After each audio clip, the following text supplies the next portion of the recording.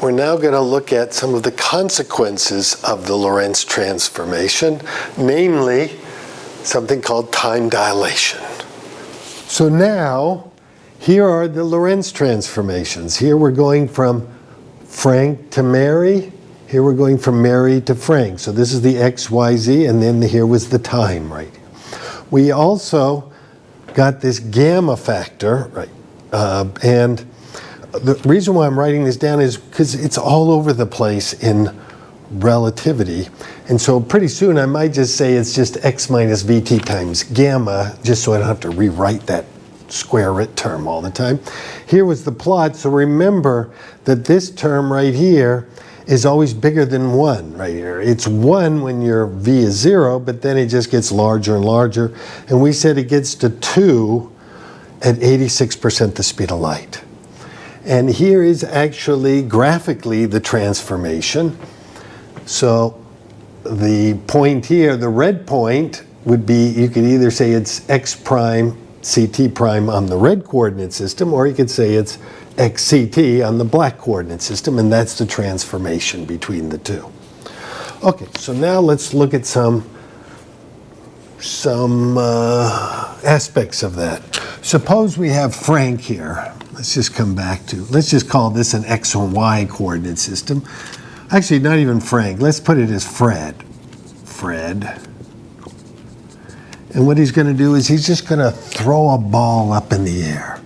So right there, he's just going to throw a ball up in the air. And he throws the ball up in the air at, say, T1. On his watch right there, he throws the ball up, goes up, comes back down later. I'll just draw it here when he catches it right here. So there's my x and my y. And here again was Fred. And he caught the ball. So it came down and he caught it, and we'll call that, there's the time when he threw it up. Sorry, time when he threw it up, time when it came back down. This will be T2 right there. And now if we look at it from, let's say from Mary's frame, I'll put it underneath here. So if I put Mary's frame up here, so let's just say here was x prime, y prime, and Mary's here, so let's say Mo is right there. There's Mo. Mo is right here. And then when Fred catches it, Mo is not here. Mo is moved down a little way, so it's over here like this now. So there's x prime, y prime, and Mo is over here. Now, the time that Fred says the object is in the air is just T2 minus T1. So we're going to call that big T. T right there is just T2 minus T1. Now, when Mo looks at it, Mo's going to say, oh, the time here was T1 prime. And the time that time that Fred caught it would have been T2 prime. And so Mo would have said the time that it was in the air, T prime, is equal to T2 prime minus T1 prime. Now, you notice one of these frames is a little more special than the other. And that is, in Fred's frame, both events occurred at the same place. Mo threw it up right next to him, and then when they caught it, it was behind him. So Mo said it didn't happen in the same place. Fred says, yes, it did. If it happened in the same location, we call that the proper time. So what we do is we put a little circle there. That means the proper time. So let me just write over here. That means it's the proper time. Means both events occurred at the same place. Both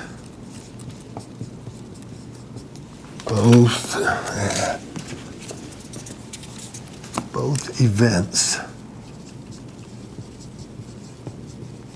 occurred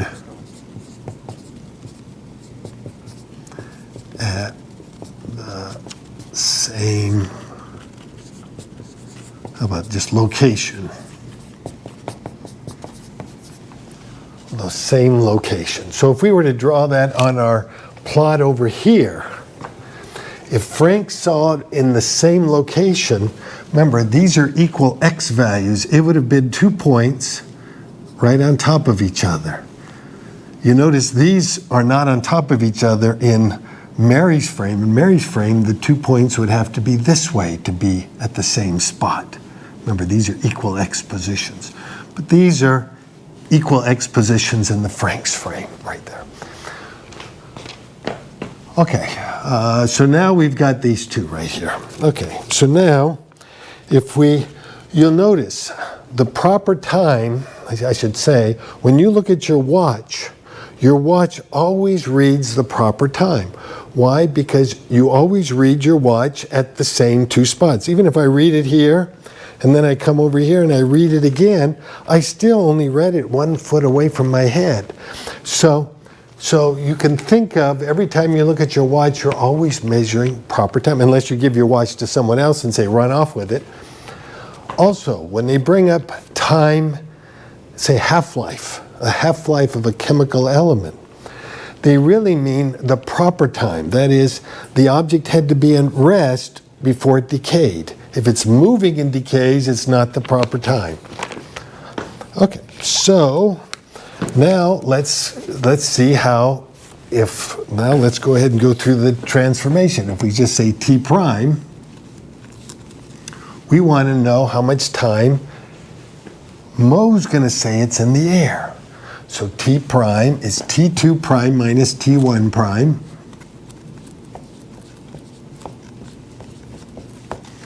And now let's just apply our transformation. Here's our transformation.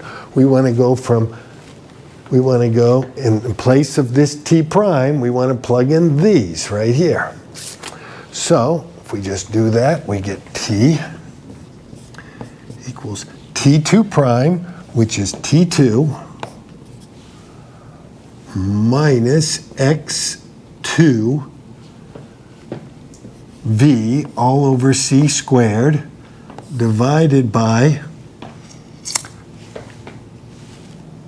the square root of 1 minus v squared over c squared minus, so there's my t2 prime, minus t1 prime, which is t1 minus x1 v all over c squared divided by the square root of 1 minus v squared over c squared. Now, didn't we say over here that if they both occurred at the same location, that means whatever the x value here is, this x1 when you threw it, and this x2 when you caught it, were the same, because you caught it at the same spot. So x1 equals x2. That's what made it the proper frame. Well, if x1 and x2 are the same, that means that this term and this term, this is a negative and this is a positive, these two terms are just going to cancel out. Okay, so if we just cancel those two out, it makes life a lot easier. It is possible that neither was in the proper frame. You know, what if he threw it this way or something and it went over here and he saw it over there? Then neither one, but it makes it a lot easier if one's always in the proper frame. So those two cancel out, and we're left with t, the time that, sorry, we're solving for t prime. This is t prime. We're solving for t prime. That's equal to t2 minus t1. t2 minus t1 is the proper time, t naught, divided by the square root of 1 minus v squared over c squared. We already know that this factor, this gamma factor, is bigger than 1. So t prime is bigger than t naught.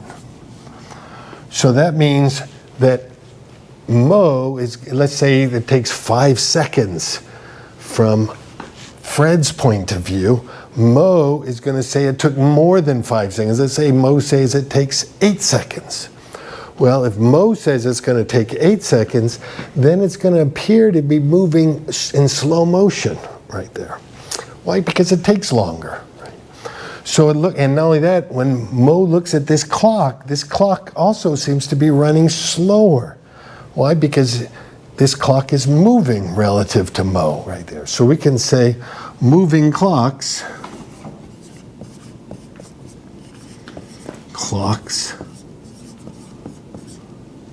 run slow.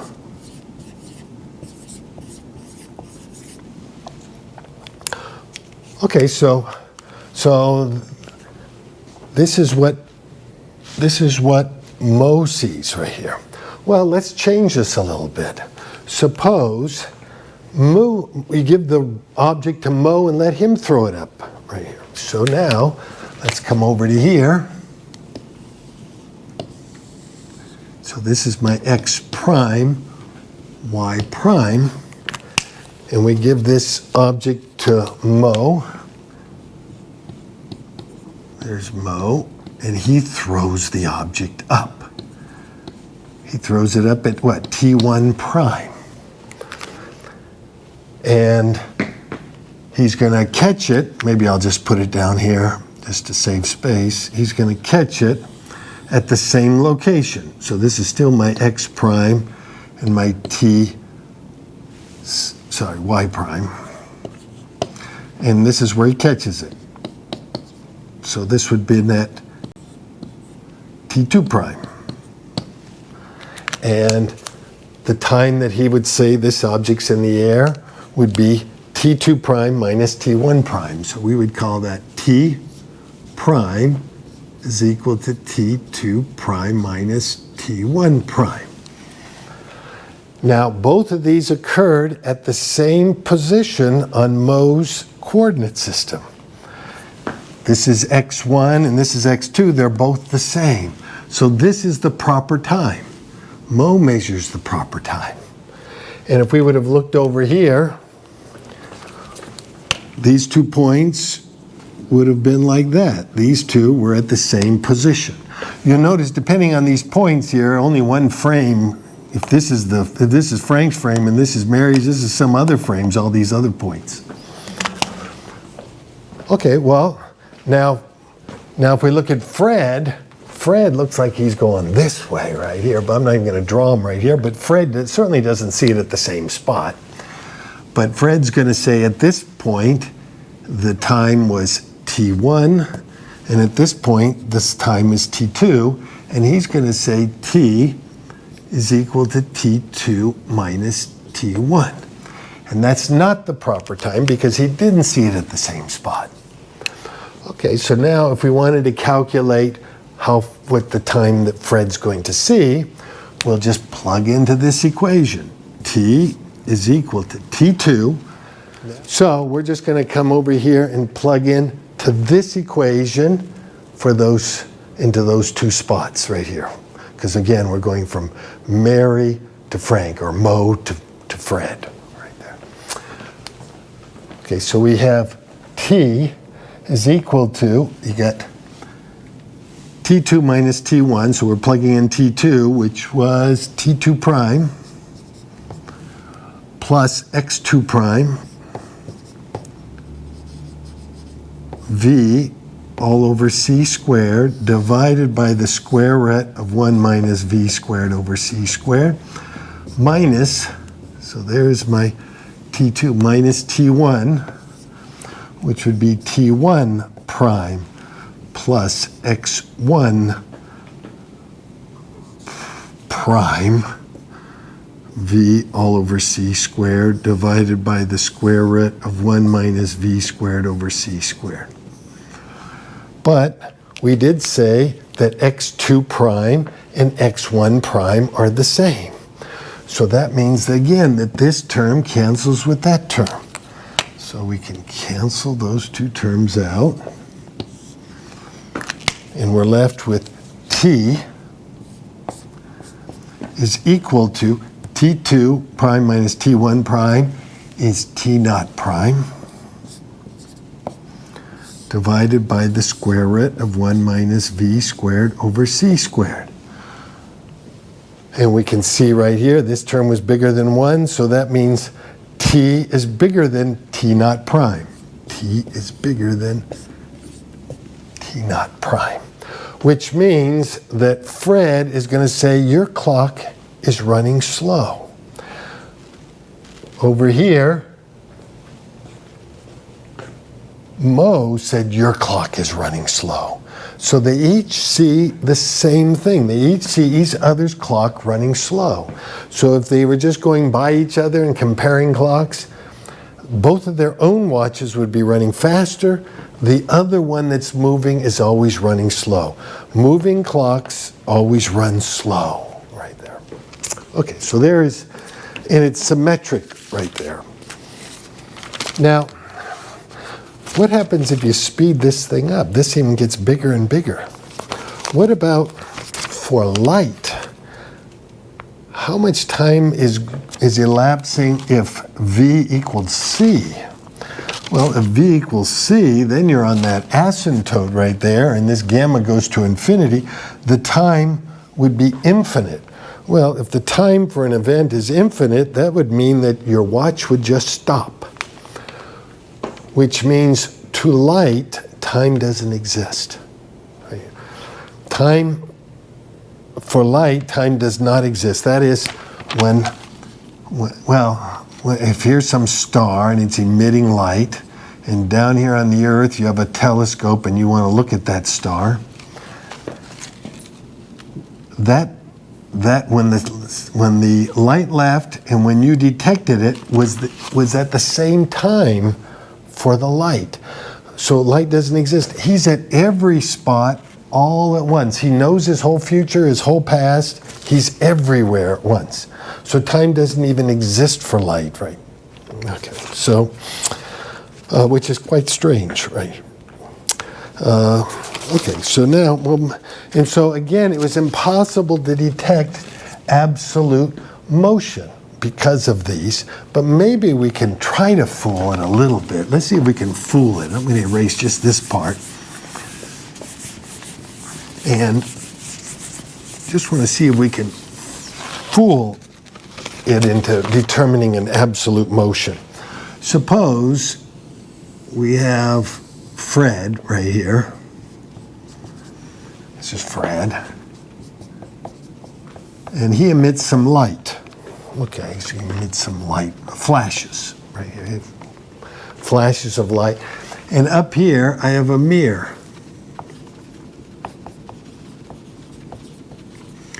And there's some distance, say L above the mirror. Okay, these light goes up, comes back down right here. And he just wants to time that light. Well, if he just wants to time that light, if he sends it off at, say, T1 and he comes back at T2, then the time that it's in the air, or the time that it's moving, would be T2 minus T1, and I can just call that T. But it is a proper time because he is measuring it in the same spot, so that's T naught, right? And that's also equal to, we already know the speed of the light going up is c, and the speed coming back down is that. So we know distance is speed over time. So we do know that this time is distance over speed. Well, the distance is 2L all over c. Or that L is equal to CT naught over 2. CT naught over 2. Now, suppose Fred were moving. Let's just say Fred is moving, maybe relative to us. So Fred is moving, let's say to the right. Well, when he emitted his light, he was right here. But when the light got back to him, it would be over here someplace. So, actually, not put it so far. He's over here someplace. So when he emitted the light, the mirror and the light are all moving this way, so it kind of came up, and then he detected it over here. Well, since the speed of light is the same and the light had to go further distance, this should definitely take more time. And if he says, oh, that just takes more time, I know I'm moving. And we know this distance is still L. And we do know that if he measures the time here, it's going to be, let's just call it T1 prime. And over here, he's going to call that T2 prime. And the time that between here and here is going to be T2 prime minus T1 prime, which is T prime, which is definitely probably not to us. It's not a proper time. Okay, and we also know that since he's moving at the speed of light, we can get this entire distance from here to here. If that's how much time it is, that distance from here back to here is the velocity times the time. So it's c times t prime, or the distance just from here to here, half of it would be half of that. So the time here, or the distance here, this distance right here would just be ct prime all over 2. Well, we know what this length is, that's L, and we know how far he moves because we know he goes from here to here, that's Vt. So this would be Vt over 2, Vt prime over 2. And we notice we have a Pythagorean's theorem right here. This squared plus this squared should equal that squared. Okay, so we get this squared, L squared, plus this squared, Vt prime over 2, Vt prime over 2 squared equals this side, Ct prime over 2.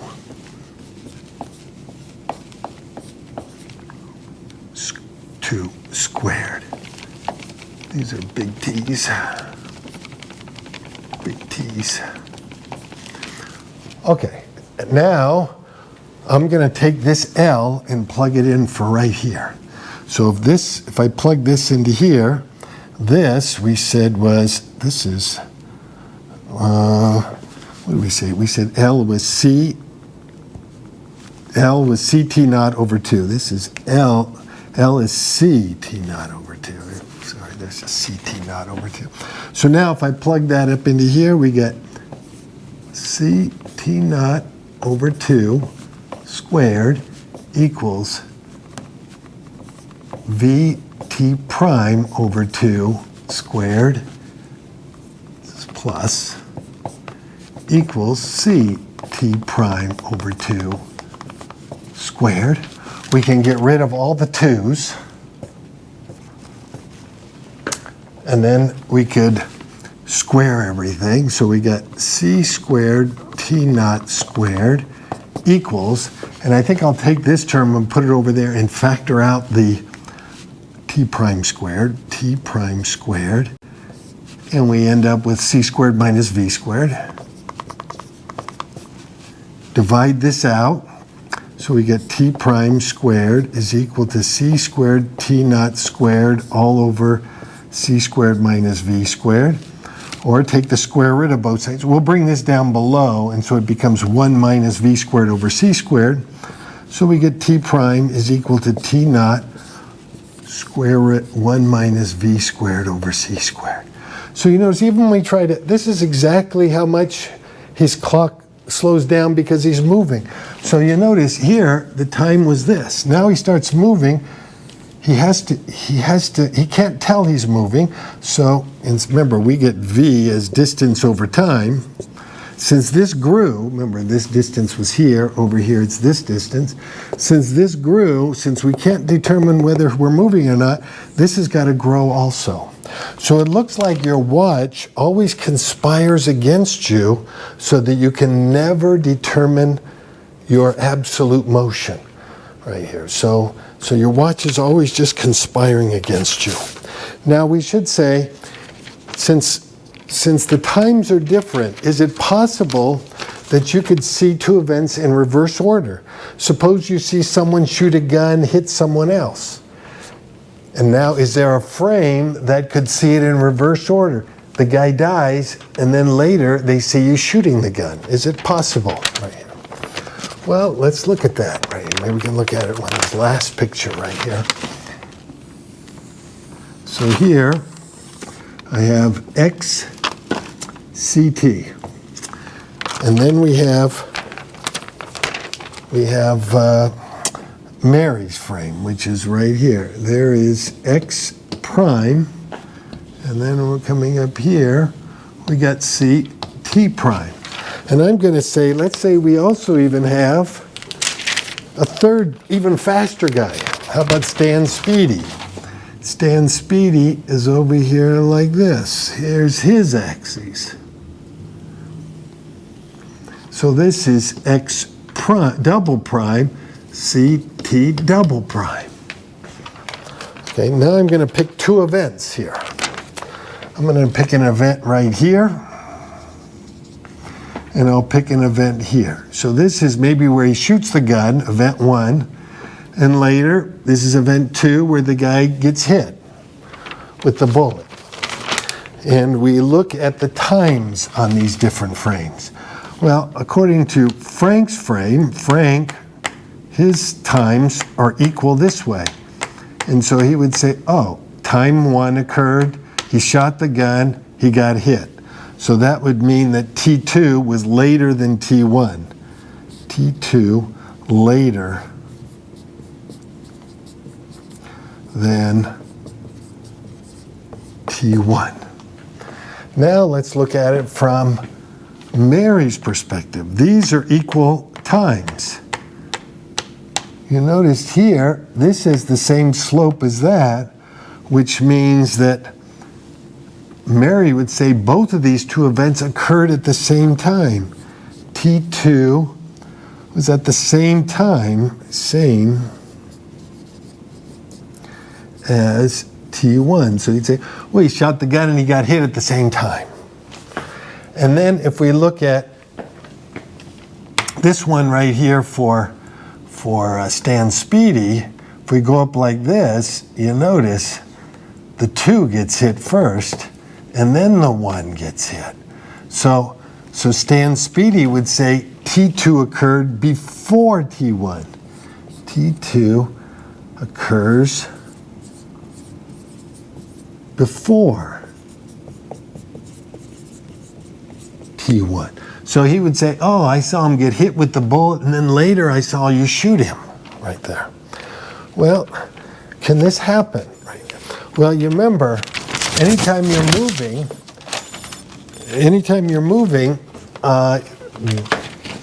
this is the speed that Mary moves right here. Remember, the slope of that line, the slope was C over V. Slope is the speed slope is C over V.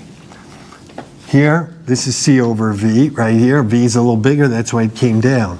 You'll notice this slope right here, this slope is less than 1. 1 would be 45 degrees. This is less than 1. So the only way that this can be less than 1 is if V is bigger than C. So the only time you're ever going to see this problem with cause and effect is if you could get to another spot faster than the speed of light. Then you could see objects in reverse order. But since you can't go faster than the speed of light, this should never happen right here. So that's one of the things Einstein says. You could never send a signal between 2 points faster than the speed of light. Otherwise, you'd run into this cause and effect problems. Okay, so this is, remember, Newton said time was absolute. Now we know time is not absolute. Newton said space is absolute. Next time, we'll show that space is not even absolute. So that'll be the next time.